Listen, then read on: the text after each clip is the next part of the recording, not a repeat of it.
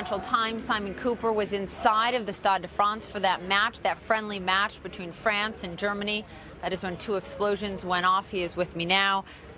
We've seen it play out on television over and over again. You were there in the stadium. What was it like?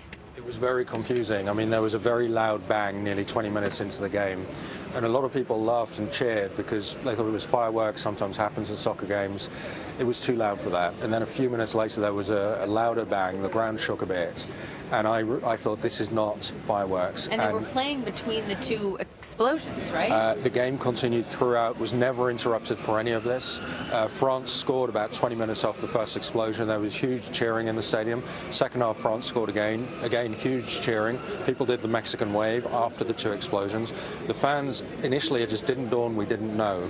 And towards the end of the game, most people were getting news on their phones from about shootings in Paris.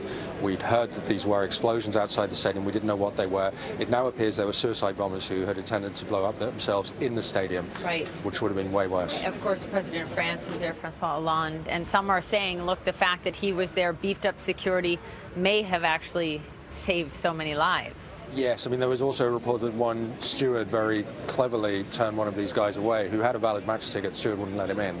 So the aim was to do this on live television in front of the president, the biggest forum imaginable, 80,000 people packed closely.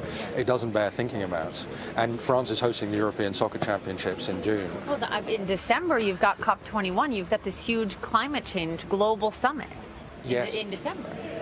This city is going to have to do a lot to reduce its freedom and increase its security. Really? And this is a free city. This is your neighborhood, Simon. This is my hood, yeah. Talking to you as someone who moved to New York in 2001, just days before 9/11, it is that delicate balance we strike between our freedom and protecting ourselves and our beloved city and those we love. When you say reduce freedom, I mean, what kind of city do you want to live in?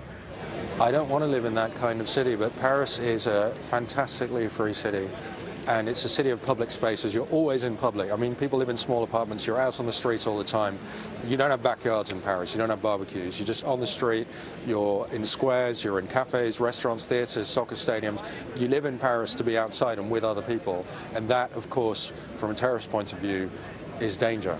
So what would you like to see done? I mean, they have 1,500 police now across France, most of them concentrated right here in Paris. What would make you feel comfortable as you walk the streets here of your neighborhood?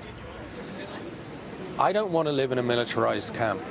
And New York didn't become that. It became that for a while, and then it became New York again, became the great city again. I want Paris to be this great city where you can walk into a cafe and you sit down and you feel happy and you don't wonder about what other people there are doing and whether anyone is up to something.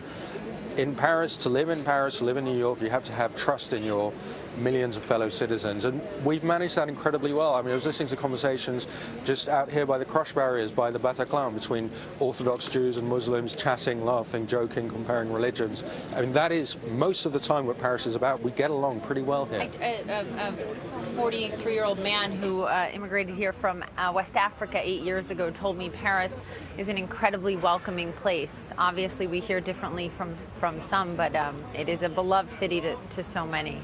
People here are irritable because we all have cabin fever, because we all live too closely crammed together. But the amount of dealings every day you have with people of different origins, of different religions, and you know what? Almost all the time, we just get along pretty well.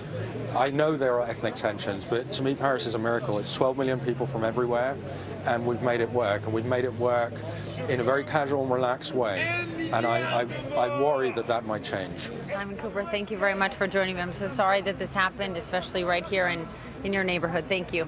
Thank you. I appreciate it very much. Simon Kuper with us. Again, he was in the stadium when those explosions rang out.